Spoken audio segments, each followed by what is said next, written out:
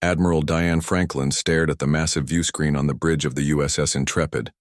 The sprawling space station of the Galactic Hegemony loomed before them, its twisted spires and enormous docking bays unlike anything humanity had ever built. After centuries of looking up at the stars and wondering if they were alone, humanity finally had their answer. "Communications check complete, Admiral," Lieutenant Olivia Grant said from her station. Her fingers moved quickly across the control panel. "Translation systems are running at optimal levels. We're ready to transmit our greeting message." Admiral Franklin nodded. This moment would go down in human history, the first official contact between Earth and the dominant power in the Milky Way galaxy. The Galactic Hegemony controlled thousands of worlds across 70% of the galaxy.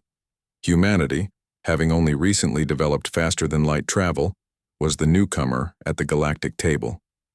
"Ambassador Nichols, are you prepared?" Franklin asked. Gregory Nichols straightened his formal diplomatic uniform and nodded. A tall man with a distinguished gray beard, he had practiced first contact protocols for decades. "I've been preparing for this moment my entire career, Admiral. Humanity is ready for this step." Captain Samuel Porter approached them. "All ships in the convoy report ready, Admiral. The USS Horizon, USS Venture, and USS Discovery are standing by." 4 ships. That was all humanity had sent for this historic mission. 4 ships carrying the hopes and dreams of Earth. "Very well," Franklin said. "Lieutenant Grant, transmit our greeting." Grant pressed a series of buttons. "Transmitting now." The bridge fell silent as they waited. Minutes passed that felt like hours. "We're receiving a response," Grant announced suddenly. They're inviting us to dock, Admiral. They're welcoming us." A cheer broke out across the bridge. Franklin allowed herself a small smile. The first hurdle had been crossed. "Captain Porter, bring us in. Ambassador Nichols, prepare your team for the meeting." The USS Intrepid glided toward the massive station. Up close, the structure was even more impressive. A city in space larger than Manhattan. "Interesting design," Porter commented as they approached. "Notice how their docking bays are arranged, almost like..." "Like what, Captain?" Franklin asked. Porter frowned. "Like weapon emplacements. But I'm sure that's just my military training making me paranoid." Franklin looked more closely at the station. Something about it made her uneasy, but she couldn't place why. "Lieutenant Grant, run a passive scan. Nothing that could be interpreted as aggressive, just standard navigation protocols." Grant nodded and carried out the order. "Scans show multiple high-energy readings, Admiral. Could be power generators, could be weapon systems. Hard to tell. Without a detailed scan, keep an eye on it," Franklin ordered. "Ambassador, I recommend a smaller diplomatic team than originally planned." Nichols frowned. "Admiral, we've discussed this. A proper diplomatic greeting requires the full team. We need our xenolinguists, cultural specialists, and legal advisors present. This is about showing respect." Franklin wanted to argue but knew it wasn't her place. The civilian diplomat outranked her in this specific scenario. "Very well, Ambassador, but I insist on a Marine escort." "Fine," Nichols conceded. "But they remain in the background. We don't want to appear threatening." 6 hours later, the diplomatic team was preparing to board the Hegemony station. 20 of Earth's finest specialists in a variety of fields, along with Ambassador Nichols and a small Marine contingent led by Lieutenant Paul Moore. As they prepared to depart in the shuttle, Franklin approached Nichols. "Ambassador, take this." She handed him a small communicator. "Direct link to me. Any problems, any concerns at all, you contact me immediately." Nichols took the device with a smile. "You military types are always so cautious. This is a historic moment for peace, Admiral." The shuttle departed, crossing the short distance to the Hegemony docking bay. Franklin watched it on the view screen, that feeling of unease growing stronger. "Captain Porter, maintain alert status. I want engines ready, for immediate departure if needed." Porter raised an eyebrow but nodded. "Yes, Admiral." On the view screen, they watched the shuttle dock. The diplomatic team disembarked, greeted by tall, slender aliens with iridescent purple skin. The Zithrak, the dominant species of the Hegemony. They look peaceful enough, Porter commented. Franklin didn't respond. Something was wrong. The hegemony representatives were leading the humans deeper into the station, away from the docking area. Lieutenant Grant, are you maintaining communication with the diplomatic team? Grant frowned, adjusting controls on her panel. Yes, Admiral, but there's some interference. It could be the station's structure or... Her eyes widened. Admiral, I'm picking up a massive energy surge within the station. Franklin didn't hesitate. Red alert! Captain Porter, prepare for emergency departure. Lieutenant Grant, warn the other ships. The bridge erupted into action as warning lights flashed. Admiral, Grant shouted, I've lost contact with the diplomatic team. At that moment, Franklin's personal communicator activated. Ambassador Nichols' voice came through, filled with panic and the sound of weapons fire. Franklin, it's a trap. They're killing us. They never intended... His voice cut off with a scream. Multiple weapon systems activating on the station, Porter reported grimly. They're targeting all 4 of our ships.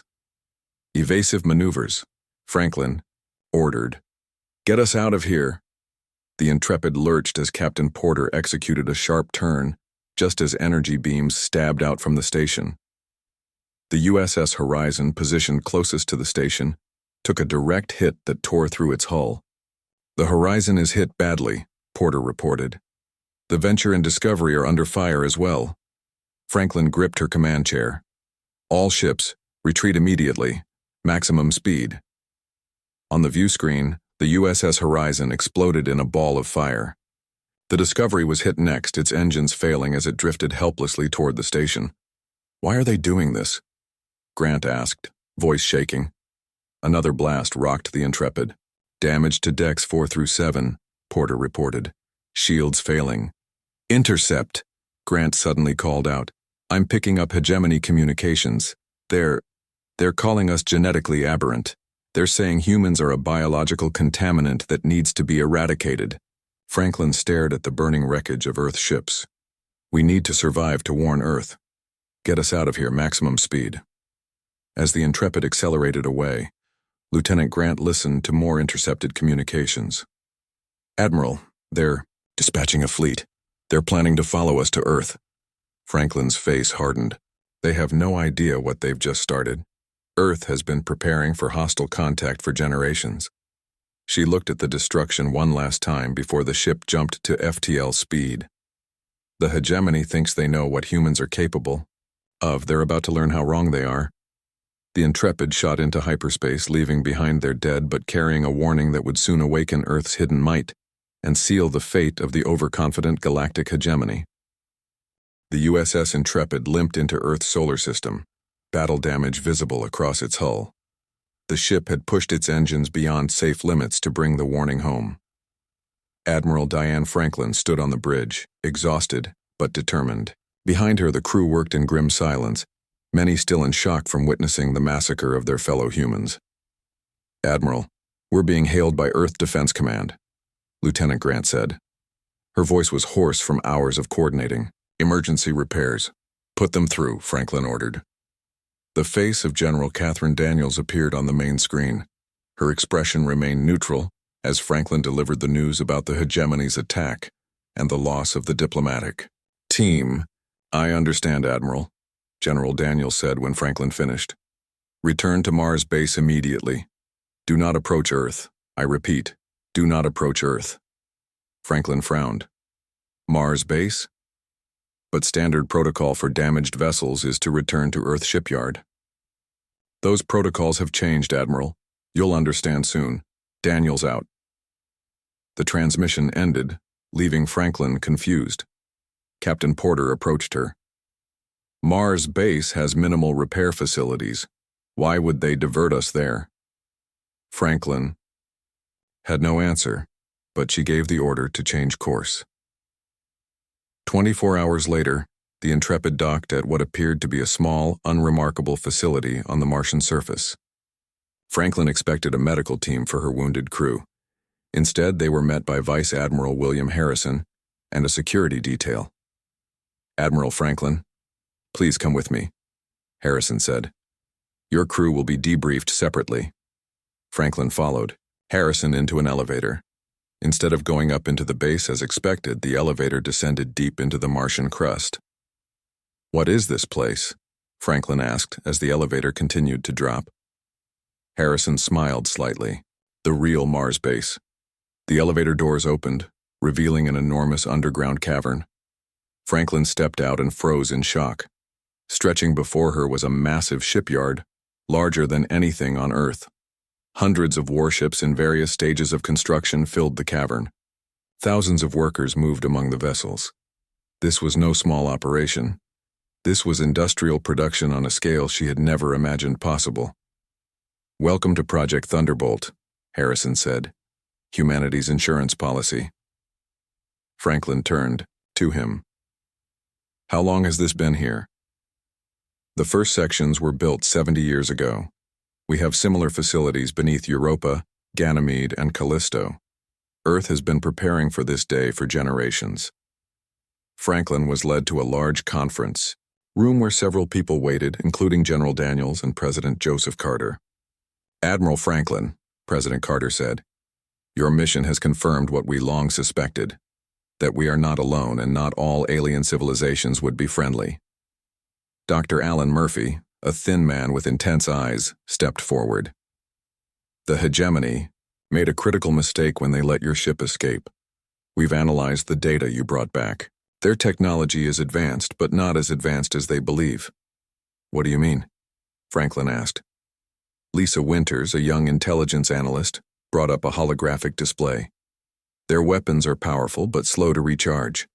Their ships are designed for intimidation rather than maneuverability. And most importantly, they have a fatal flaw in their defense systems." Franklin looked at the gathered leaders. "Why wasn't I informed about all this? Why send us out there unprepared?" President Carter sighed. "Your mission was twofold, Admiral. Yes, we hoped for peaceful contact, but we also needed to assess their capabilities without revealing our own. If they had been peaceful, this," he gestured to the shipyard, "would have remained hidden. And the ambassador? The diplomatic team? They died for intelligence gathering?" "They died because the hegemony chose violence," General Daniels said firmly. "We hoped for peace, but prepared for war. Now war has come, and we are ready." Franklin's anger didn't subside, but she understood the cruel logic. "So what happens now?" Commander Eric Bishop, leader of Special Operations, stepped forward. "Now we strike back. My team has captured a hegemony scout ship that was following the Intrepid. We've extracted critical intelligence about their fleet movements. The hegemony believes they're dealing with a primitive species with only a handful of starships," Dr. Murphy added. "They're sending a small force to find Earth and exterminate us. They expect no resistance." President Carter's face hardened. "They will find more than resistance, Admiral Franklin. They will find humanity's vengeance." Over the next week, Franklin witnessed the full scale of Earth's hidden military might. The underground shipyards on Mars and Jupiter's moons had produced over 500 warships, each more advanced than the Intrepid. These ships incorporated technologies that had been developed in secret, away from the civilian sector. "We've known about the hegemony for decades," Dr. Murphy explained as he showed Franklin the weapon systems. "Long-range probes detected their activities 20 years ago. We've been studying them from afar, analyzing their transmissions, learning their weaknesses." Lisa Winters walked Franklin through the intelligence they had gathered. "Humans have unique neural patterns that hegemony sensors struggle to track. Their targeting systems are designed for the brain patterns of the species they've already conquered. Against us, their accuracy drops by 60%. Commander Bishop demonstrated the stealth technology that would allow Earth's fleet to approach hegemony territory undetected. They believe they're hunting us. In reality, we're hunting them." On the 7th day, Franklin was summoned to the command center. Fleet Admiral Nathan Reed, the supreme commander of humanity's armada, stood before a tactical display showing the approaching hegemony ships. "Admiral Franklin," Reed said, "in recognition of your first-hand experience with the enemy, you will command the first strike force. Your mission is to intercept the hegemony fleet before they can discover Earth's location." Franklin looked at the assembled officers. "And after we defeat this initial force, President Carter stepped forward. Then we take the fight to them. The hegemony has ruled through fear for too long. They believe they can simply erase humanity from the galaxy. We will show them their mistake. Admiral Franklin nodded, a cold determination settling in her chest. The hegemony had murdered Ambassador Nichols and the diplomatic team. They had attacked without provocation, expecting an easy victory against a primitive species. The hegemony thinks they know what destruction looks like, Franklin said. We will teach them the true meaning of the word. As she walked through the massive underground shipyard toward her new command vessel, Franklin watched the thousands of humans preparing for war. The galactic hegemony had awoken something they couldn't possibly understand, a species that had spent its entire history preparing for the worst, while hoping for the best. The Empire was about to be stunned by humanity's response, and it would never be the same again. The bridge of the Earth warship Retribution hummed with quiet tension. Admiral Diane Franklin stood at the command station, watching as her fleet of 50 ships moved silently through the darkness of space. The stealth technology designed by Chief Engineer Melissa Carter worked perfectly. They were invisible to hegemony sensors. Status report, Franklin ordered. Commander Patricia Wells, the tactical officer, looked up from her station. All ships. Report ready, Admiral. The hegemony patrol fleet is exactly where intelligence said they would be. They have no idea we're here. Franklin nodded. The plan was simple but effective. This patrol fleet was the vanguard of the hegemony force sent to locate and destroy Earth. They would never get the chance to report back. All ships, weapons hot. Prepare to decloak on my mark. Franklin took a deep breath. This would be the first true military engagement between humanity and the galactic hegemony. Mark, 50 Earth warships suddenly appeared on hegemony sensors, surrounding the patrol fleet of 12 vessels. Before the alien ships could react, the Earth vessels opened fire. The battle was brutally short. Hegemony shields, designed to withstand known weapons in the galaxy, failed completely against the specialized energy weapons developed in secret by Earth. 7 hegemony ships were destroyed in the first volley. 3 more fell in the second. 2 hegemony vessels are attempting to flee, Commander Wells reported. They're powering up their faster-than-light drives. Disable their engines, Franklin ordered. We need prisoners and intact ships for intelligence. Precision shots from the Retribution severed the engine sections of the fleeing ships. Major Stephen Garcia's voice came through the comm system. Marine boarding teams ready, Admiral. Proceed, Major. Secure those vessels. Franklin watched as the boarding shuttles launched toward the disabled hegemony ships. The first phase of humanity's counterattack had gone perfectly. Not a single Earth ship lost, and the hegemony still had no idea what they were facing. Meanwhile, across the galaxy, hegemony Admiral Quinvex stood in the Grand Command Center of the capital world. He was reporting to Emperor Zorthal about the plan to eliminate the newly discovered human infestation. The patrol fleet will locate their homeworld within days, Your Magnificence, Admiral Quinvex said confidently. Once found, we will dispatch the purification fleet to sterilize their system. Emperor Zorthal nodded, his iridescent scales shifting, colors with his mood. Good. These humans sound particularly troublesome. Their genetic structure is chaotic, unpredictable. We cannot allow such aberrations to spread. Diplomat Urzan, one of the few voices of moderation in the imperial court, dared to speak. Perhaps we should learn more about them before committing to extermination. Our first contact protocols were not followed. We attacked without silence. Emperor Zorthal hissed. They are vermin, nothing more. Their ships were primitive, their weapons laughable. They pose no threat to the hegemony. At that moment, a messenger rushed into the imperial chamber, breaking all protocols of court etiquette. Your Magnificence, we've lost contact with the patrol fleet. All 12 ships gone silent at once. Admiral Quinvex's scales paled. Impossible. The humans had only 4 ships, and we destroyed 3 of them. The imperial chamber erupted in confusion. Emperor Zorthal rose from his throne, silencing the court. Dispatch the 7th Fleet to investigate, and double the security around our monitoring stations. Perhaps the humans got lucky against our patrol, but they cannot stand against a true fleet. Back on the Retribution, Major Garcia reported their success. We've secured both vessels, Admiral. Minimal resistance. Most of the crew surrendered once we breached their ships. Excellent, Major. What about their data cores? Intact. Our tech teams are downloading everything now. Franklin turned to Commander Wells. Begin Phase 2. Target their monitoring stations. Across hegemony space, their early warning network consisted of hundreds of automated stations that tracked all ship movements. Within hours, Earth strike teams hit 20 key stations simultaneously. The stations disappeared from hegemony networks one by one, creating massive blind spots in their defensive grid. In the hegemony capital, panic was spreading. Admiral Quinvex rushed into the Imperial chamber again. Your Magnificence, we're losing monitoring stations across 3 sectors, and the 7th Fleet reports unknown vessels appearing and disappearing from their sensors. Emperor Zorthal's scales turned a dark purple with rage. How is this possible? You said the humans were primitive. They must have hidden their true capabilities, Quinvex admitted. Our intelligence was wrong. Diplomat Urzan spoke again. We should attempt communication. Perhaps we can negotiate. Negotiation is weakness, the Emperor shouted. Deploy. All available fleets, crush these humans before they cause more damage.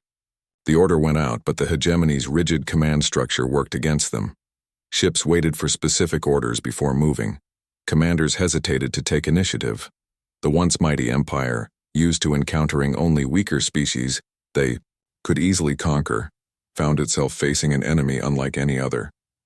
At the Battle of Proxima Centauri, the full might of Earth's fleet was revealed. 200 warships emerged from stealth directly in the path of the hegemony's 7th Fleet. Admiral Franklin faced off against Admiral Quinvex in a tactical duel that would be studied for generations. The hegemony ships, larger and more numerous, should have had the advantage. But Earth vessels displayed maneuverability that seemed impossible, darting between the massive hegemony warships, striking with precision at weak points in their armor. They're targeting our command ships, Quinvex realized too late. All vessels protect the flagships. But the order came too late. Earth's ships concentrated fire on the hegemony command vessels, disrupting their communications and throwing their rigid battle formations into chaos. They fight like no species we've encountered, Quinvex said, watching as another of his ships exploded. Each of their captains acts independently, yet somehow coordinated. Within 4 hours, the mighty 7th Fleet of the hegemony was in retreat, leaving behind 30 destroyed vessels and a dozen captured. Admiral Quinvex barely escaped with his flagship. On the Retribution, Franklin received the reports with grim satisfaction. Casualties? 7 ships damaged, 3 destroyed, Commander Wells reported. Compared to 30-plus enemy vessels destroyed and 12 captured, we came out ahead. Franklin nodded. Begin the next phase. It's time to take this war into their territory. As Earth ships advanced deeper into hegemony space, news of their victories spread rapidly. Species that had been conquered and subjugated by the hegemony for centuries began to whisper about the humans who fought back. Hope, long extinguished under imperial rule, began to flicker to life again. In the imperial palace, diplomat Urzan made one final plea for peace. Your Magnificence, we must open dialogue with these humans. They've proven their strength. Perhaps an alliance. Emperor Zorthal signaled to his guards. Take this traitor away. Execute him for cowardice. As Urzan was dragged away, the Emperor turned to Admiral Quinvex. Gather all our forces. We will crush these humans, no matter the cost. But as reports continued to arrive of more human victories, more monitoring stations destroyed, more hegemony, ships captured or lost, even the Emperor began to feel something he had never experienced before. Fear. Vice Admiral Nicole Lawrence moved silently through the crowded marketplace on Centauri Prime, a major hegemony world. She wore the loose robes common to traders in this sector, her human features partially hidden beneath a hood. Around her, dozens, of different alien species mingled, all subjects of the galactic hegemony. Many looked downtrodden, their movements cautious and fearful as hegemony guards patrolled the area. "Contact made," a voice whispered in her hidden earpiece. "Blue door at the end of the spice alley." Lawrence casually changed direction, making her way toward the location. 3 weeks had passed since the Battle of Proxima Centauri, and humanity's strategy had evolved. While Earth fleets continued to strike military targets, special teams like hers had infiltrated hegemony worlds to make contact with potential allies. She slipped through the blue door and found herself in a dimly lit room. 5 aliens of different species waited inside.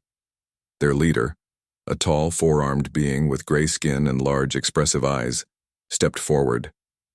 "I am Mextal," he said in the trade language, "leader of the Free Worlds Alliance. We have heard of your victories against the hegemony." Lawrence lowered her hood. "Vice Admiral Nicole Lawrence of Earth. We're pleased to find others who oppose imperial rule." Mextal gestured to the others in the room. "For centuries, the hegemony has conquered and subjugated species across the galaxy.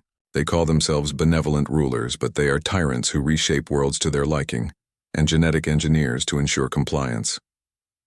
Lawrence nodded. "We've learned about their practices from the ships and databases we've captured. Dr. Benjamin Howard, our xenobiologist, has discovered evidence of their genetic tampering with subject populations." "It's worse than you know," said one of the other aliens, a small reptilian being. "They have been altering our genetics for generations, making us more docile, less able to resist." Lawrence shared Earth's plan to destabilize the hegemony. For the next several hours, she worked with the resistance leaders, coordinating future actions and providing them with communication devices that would allow secure contact with Earth forces. Meanwhile, in another part of hegemony space, Lieutenant Commander Ryan Peterson sat across from a nervous-looking hegemony official. They were in a private room of an exclusive club on Draken III, a world favored by mid-level hegemony bureaucrats. "The humans will never stop," Peterson said calmly, sipping his drink. "Each day, more of your military installations fall. Your leaders lie to you about the true extent of the damage." The official, a blue-skinned Zithrak named Kelvor, glanced around nervously. "What you suggest is treason. The Emperor would have my family executed."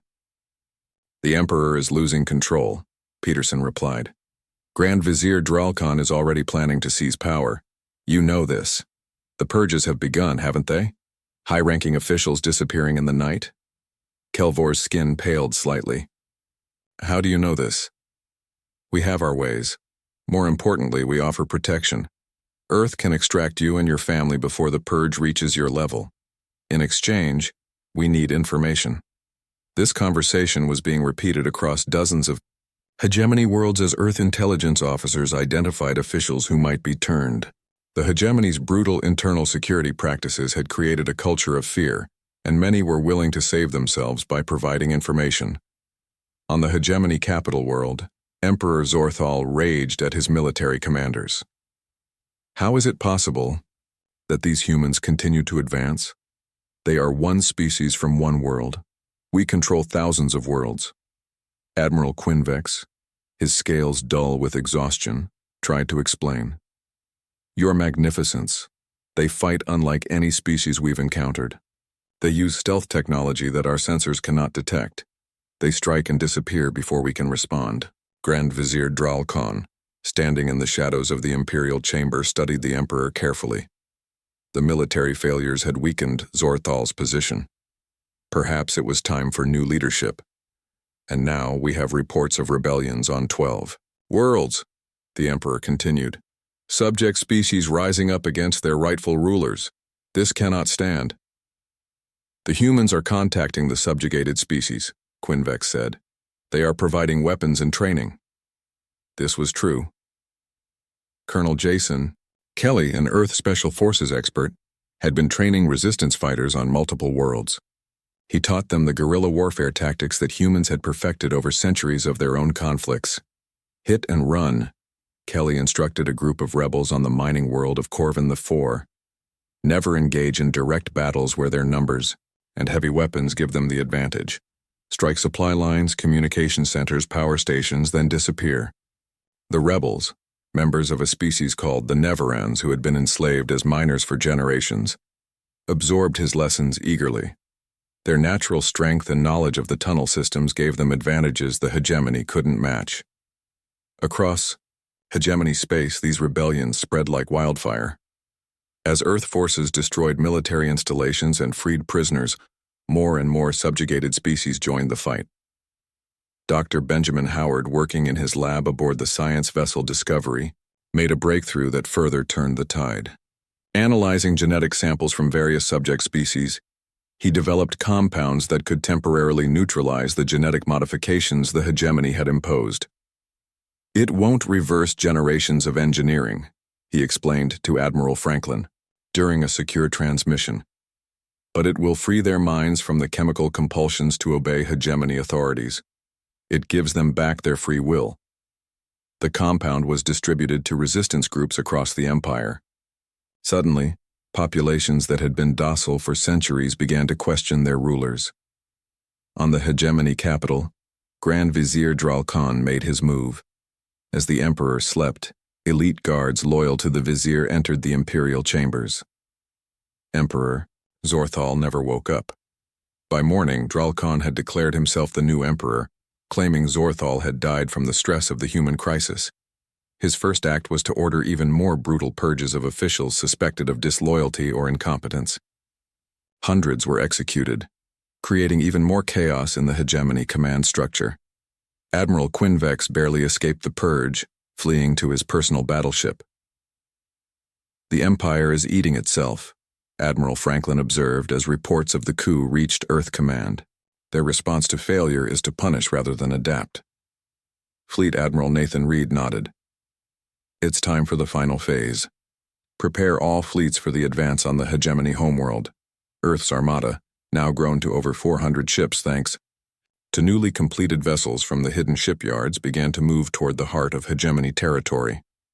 As they advanced, they freed enslaved worlds and destroyed military bases. The once mighty empire crumbled before them, unable to mount an effective defense against an enemy they still didn't fully understand. In his new imperial palace, Emperor Dral Khan received the news with growing dread. Reports showed human forces advancing on all fronts, rebellion spreading to core worlds, and military commanders deserting rather than face the humans. "How many ships do we have left to defend the homeworld?" he demanded. "Perhaps 200, Your Magnificence," his new admiral replied. "But morale is low and many crews are unreliable." Dral Khan stared at the strategic display showing the human fleet approaching. Fear, an emotion he had never expected to feel, gripped his heart. The empire that had stood for thousands of years was about to face its greatest challenge, and for the first time, its rulers doubted they would survive. The hegemony homeworld of Zith Prime glowed like a jewel against the blackness of space. For thousands of years, it had been the center of galactic power, the heart of an empire that spanned countless stars. Now, it faced something it had never expected, the very real possibility of defeat. Admiral Diane Franklin stood on the bridge of the Retribution, now the flagship of humanity's armada. Around her planet, 500 Earth warships had appeared simultaneously, dropping out of stealth in perfect formation. The message was clear: the hegemony was surrounded. "Status report," Franklin said calmly. "All ships in position, Admiral," Commander Patricia Wells replied. "Hegemony defense fleet is scrambling, but they're disorganized. Many of their ships appear to be powering weapons, but several aren't moving at all." Captain Samuel Porter, now commanding his own vessel but temporarily aboard the flagship for this historic moment, studied the tactical display. "Their command structure is in chaos. Some ships are trying to form a defensive line, others are attempting to flee. No coordination at all." Franklin nodded. After months of fighting, after the loss of Ambassador Nichols and so many others, they had arrived at this moment. Earth's fleet had the power to reduce the hegemony homeworld to ash, just as the hegemony had planned to do to Earth. "Open a channel to the planet," Franklin ordered. All frequencies, all languages they might understand. Lieutenant Olivia Grant, promoted after her service aboard the Intrepid, nodded. Channel open, Admiral. You're broadcasting to the entire planet and their defense fleet. Franklin took a deep breath. This is Admiral Diane Franklin of Earth. Your empire attacked us without provocation. You murdered our diplomats. You planned to exterminate our species. We have responded by dismantling your empire piece by piece. On the planet below, Emperor Dral Khan and his advisors watched with growing horror as the human fleet appeared around their world. The largest armada they had ever seen, far larger than the remaining hegemony defense forces. How did they build so many ships? One advisor whispered. They are just one world. Franklin continued her broadcast. Look around you, Emperor Dral Khan. Your empire is falling. 50 worlds have declared independence in the past week alone. Your fleets are defeated or in retreat. Your officials are deserting their posts. The Admiral paused, letting her words sink in. You expected to find a primitive species easy to conquer. Instead, you found humanity. We have survived our own violent history. We have endured countless wars, faced extinction many times, and emerged stronger. We spent centuries preparing for this moment, hoping it would never come, but ready if it did. On the surface of Zith Prime, citizens gathered around public broadcast screens watching the human admiral with a mixture of fear and fascination. Many had never seen a human before, and the Empire's propaganda had portrayed them as monstrous, genetically chaotic creatures. We now have the power to destroy your world completely, Franklin continued. Total destruction is within our capability, but that is not our purpose. Emperor Dral Khan, hearing this, felt a flicker of hope. Perhaps these humans could be reasoned with after all. My terms are simple, Franklin said. Unconditional surrender of all hegemony forces, the immediate liberation of all subjugated worlds, and the arrest of those responsible for the attack on our diplomatic mission and the crimes against countless species across the galaxy. In the Imperial Palace, Dral Khan raged. Never, we will never surrender to genetic aberrants. Launch all remaining nuclear weapons at their fleet. His military commander hesitated. Your Magnificence, their ships are outside our missile range, and their energy shields have proven capable of withstanding such attacks. Then we die with dignity, Dral Khan shouted. No surrender. But as Imperial guards moved to carry out these orders, the palace doors burst open. Mextal led a group of resistance fighters into the chamber, accompanied by several high-ranking hegemony officials who had turned against the Emperor. The choice is no longer yours to make, Dral Khan, Mextal said. Your reign is over. Across the planet, similar scenes played out as resistance cells, secretly organized by Earth agents, rose up against their rulers. The palace communication systems were seized, and a message was sent to the human fleet. Admiral Franklin, said Kexanol, a senior hegemony official who had been working with Lieutenant Commander Peterson for months. This is Interim Ruler Kexanol. We accept your terms and request a ceasefire. Emperor Dral Khan has been removed from power. President Joseph Carter, who had traveled from Earth for this moment, joined Franklin on the bridge. The ceasefire is granted, he said, taking over the communication. I am President Carter of Earth. We did not want this war, but we have finished it. Now we must build a peace that serves all species, not just one. Dr. Olivia Grant, once a lieutenant and now Earth's chief negotiator, led the delegation that traveled to the surface of Zith Prime. In the same grand hall where Emperor Zorthal had ordered the extermination of humanity, representatives from Earth met with leaders from across the galaxy. The hegemony as you knew it is finished, Grant told the assembled delegates. In its place we propose a galactic coalition, not an empire ruled by one species but a federation of equals. Ambassador Trey Nar, representing the coalition of formerly subjugated species, stepped forward. For generations, the hegemony told us they were the pinnacle of civilization. They claimed their genetic purity made them superior. Then humans arrived and proved them wrong. Captain Samuel Porter oversaw the formal surrender ceremony aboard the Retribution, bringing the story full circle. He thought of the USS Intrepid, of the first disastrous contact, and the long road to this moment. A group of hardline hegemony. Military leaders attempted one final act of defiance, trying to activate a doomsday weapon hidden beneath the surface of Zith Prime, but they were stopped by their own people, who had seen enough destruction and recognized that the future lay in cooperation, not conflict. 6 months later, Admiral Diane Franklin stood in a memorial garden on Earth. A monument had been erected to Ambassador Gregory Nichols and the diplomatic team that had been lost in that first, tragic contact. Franklin placed her hand on the cold stone, feeling a complex mixture of grief and satisfaction. "We remembered you," she said quietly, "and we finished what you started." President Carter joined her, looking up at the memorial. "Not the way they would have wanted, perhaps, but the galaxy is forever changed." Franklin nodded. The hegemony expected to find an easy conquest. Instead, they found humanity.